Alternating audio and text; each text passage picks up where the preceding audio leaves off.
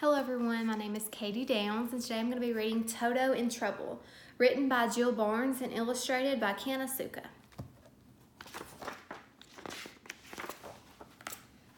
Toto shouted, "A letter! A letter for me? Dear Toto, how would you like to visit at the lake? Please bring a friend with you. Here's a map you can use. Start here. Love, Aunt Sarah."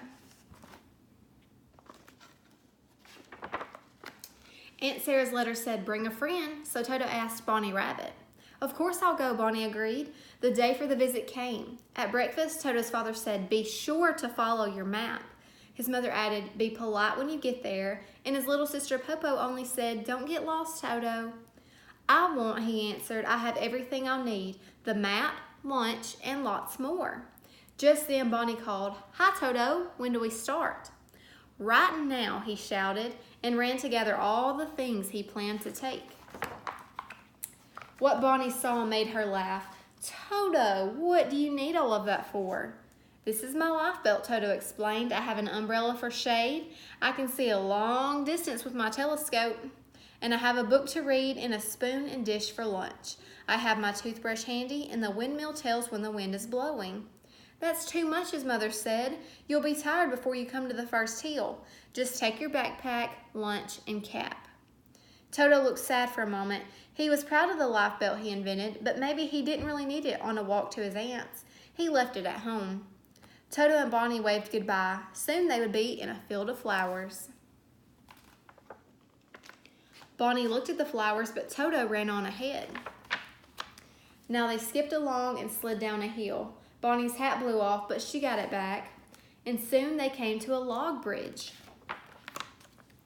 A river ran under the bridge. Bonnie was afraid, but she went first. She crawled so carefully, it made Toto laugh.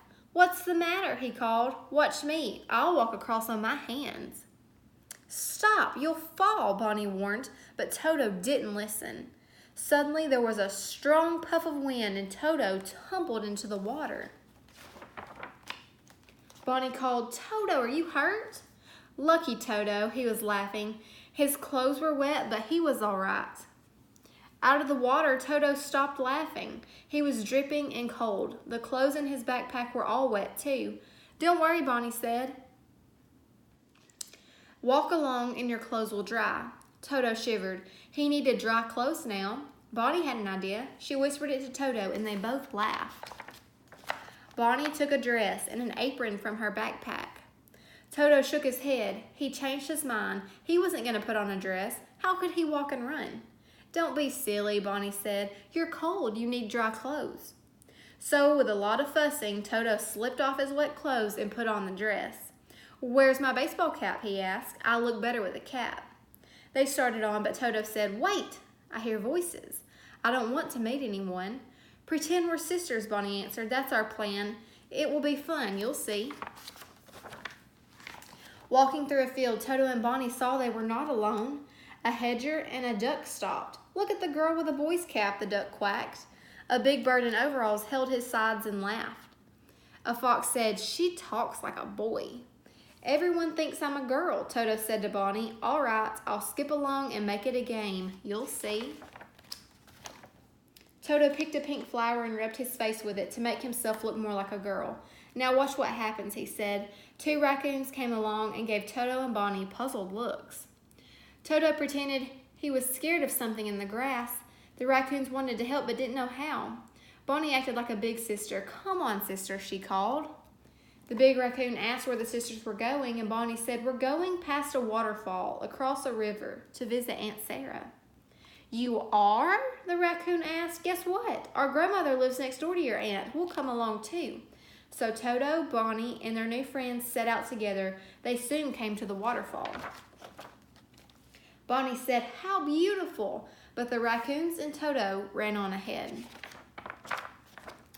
Now they came to a rocky cliff. It looked too hard and steep to climb. Suddenly Toto said, "I know what to do."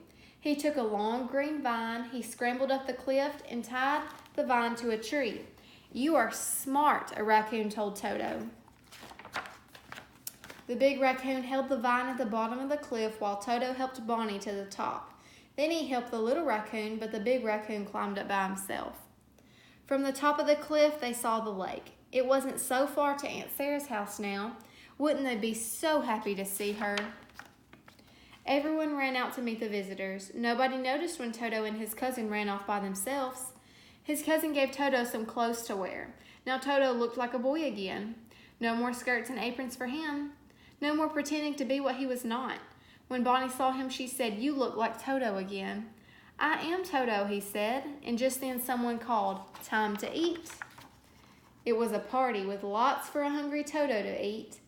Everyone laughed when Toto told about his adventures as a girl. "What fun," they all said. The end.